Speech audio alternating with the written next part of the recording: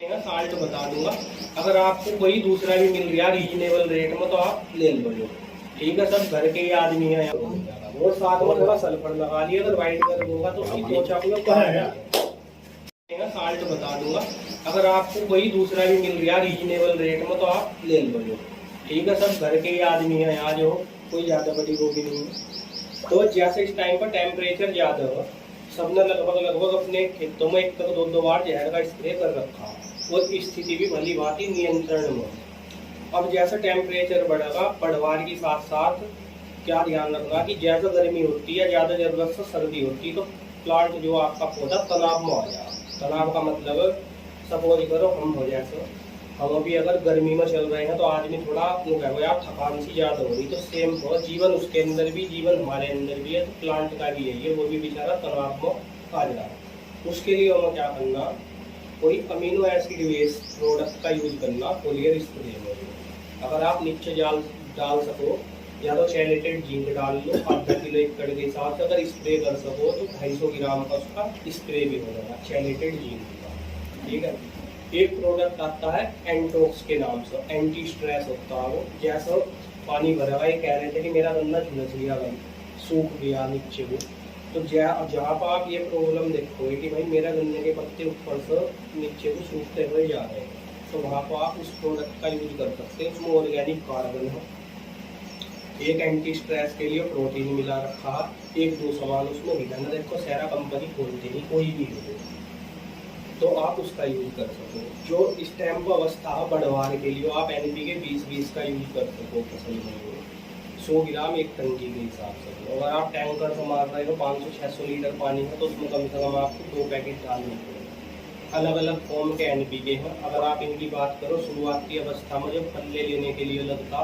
तो ये रखा है 1261 मोनोअमोनियम फास्फेट होता। आप 2 किलो इसकी ड्रेंचिंग करो तो पल्ले बढ़िया निकलता। उसके बाद जब पल्ले निकल कर आ जाएंगे फिर बात रह जाती है कि भाई ब्याज तो चलो मैंने ले लिया जो, अभी सब कैचू कैसे ऊपर। तो सेकंड नंबर पर आ जाएगा आपका प्रोसीजर 20-20-20 का। साथ में कोई सा टोनिक लगा सको आप, जैसे माइक्रो न्यूट्रिएंट चैलेटेड में अमीनो एसिड भी है इसके अंदर, 250 ग्राम आप उसके साथ में ले लो, आप उसका स्प्रे मारें। उसके 20-25 दिन बाद अगर आपकी दोबारा व्यवस्था बनती है स्प्रे मारने की, हालांकि देखो आदमी हल्का सा वो स्प्रे करता है, टंकी टांगने का काम कैड़ा तो है अपने आप में, वो भी इतनी गर्मी है। तो 20-20 के बाद में नंबर आता है 0-52-34 का, पोटेशियम फास्फेट होता है।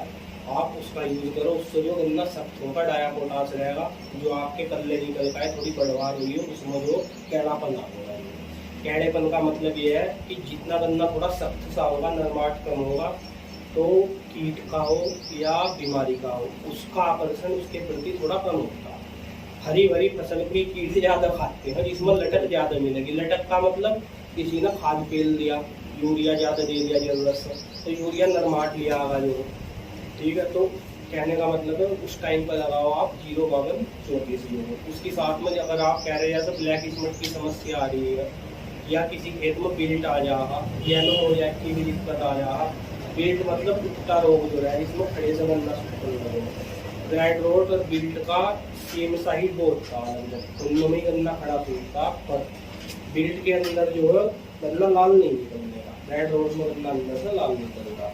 तो उसके लिए एक फफूंदी नाशक बहुआयामी 40-42 प्रकार के फफूंदी नाशक को ये फफूंद को रोकता है। एजोक्सिस्ट्रोबिन, इसमें स्ट्रोबिन ग्रुप का एक फफूंदी नाशक, एक इसके अंदर डायफेनाकोनाजोल, ये जोल ग्रुप का फफूंदी नाशक है। तो 2 का बना कर एक बहुआयामी फफूंदी नाशक बोला जाता। आप इसे 200 से 250 ml एकड़ के हिसाब से यूज करोगे। अगर आपको पत्तों पर लाल लाल स्पॉट दिखाई दे रहे हैं कहीं भी, 38 है आपके पास या और भी वैरायटी है, तो आप इसकी ड्रेंचिंग करा दो एक बार नीचे जगह में, क्योंकि इसका पैथोजन की जो अवस्था होती है फैलने की 45 दिन में की फसल जब आपकी होगी लगभग कम प्रभावी होता है। उसके बाद जब इसका पैथोजन बढ़ जाता फिर ये कंट्रोल दे। उसके बाद मतलब आप कोई भी चाहे फफूंदी नाशक में नवा भी दोगे तब भी कंट्रोल नहीं आएगा। अगर आपको लाल स्पॉट से दिखाई दे रहे पत्तों को, उस टाइम में आपने इसका स्प्रे कर दिया तो हाँ इतना सी हो रहा, आपकी रोकथाम नहीं हो जाएगी। उसके बाद में जैसा हम बढ़ेंगे, बरसात का टाइम आएगा, दिक्कत आएगी पोका बोलिंग की। देखो 38 नहीं है और वैरायटियाँ एक 18 को छोड़कर 18 में कोका वहीं कम आ गई बहुत और वैरायटियों में अगर 38 कहीं खड़ा अगर आप बन लो तो आगा जरूर हो या और भी कोई फफूंद आ सकती तो आप इसका यूज वहाँ पर भी कर सकते हैं। पर उस टाइम का एनपी के 52-34 नहीं लगने का, उस टाइम पर समय आ जाता है 13-0-45 का, वो था पोटेशियम नाइट्रेट, उसमें 13% हल्की सी नाइट्रोजन होगी, 45% पोटास होगी, तो आप उसका स्प्रे कर सकें। बाकी जैसे इस टाइम को किसी ने चुनाल का गन्ना बोया, देखो ये टेक्निकल है, CTBR क्लोरेंट्रानिलीप्रोल हर कंपनी का दे रहे, हमारा भी है। अगर आपको लगता है कि हमारा आपके बजट में है, रिजल्ट भी सबके हैं, ऐसी बात नहीं है भाई किसी का रिजल्ट नहीं है। अगर आपको लगता है कि भाई हमारा आपके बजट में है तो आप 150 ml लीटर के हिसाब से इसकी ड्रेंचिंग करवा दो। इसके साथ में आपको चैलेटेड जिंक भी ले सको, 1261 लेना चाहो 1261 भी ले सको, दोनों में से एक प्रोडक्ट लेना है तो आपका न्यूट्रिशन का काम भी हो जाएगा और आप कीड़े से भी सुरक्षा हो जाएगी। क्योंकि अक्सर ऐसा देखा गया जो जोनाल का गन्ना होता है उसमें जो है जल्दी अटैक आता है, कनसुए का भी और बोरर का भी। और कई सालों में देखा गया है कि कनसुए से अर्ली सूट बोरर से पहले तो बोरर का अटैक आ गया, पहले कनसुआ आएगा था बीच में सूखने वाला जो जिसमें मदर सूट आपका सूख जाता, आप खेच छोटे नीचे जमीन में कीड़ा सा मिला रहता। अब जो अर्ली सूट बोरर से पहले तो बोरर आया आपका सफेद सुंडी वाला जो है जिसमें पत्तों में 6 से। बाकी मेरी तरफ से पूरा, किसी का और कोई सवाल जवाब हो भाई आप बताओ, मैं तुम्हारे बीच में ही हूँ, आना जाना भी लगा रहा है। प्रोडक्ट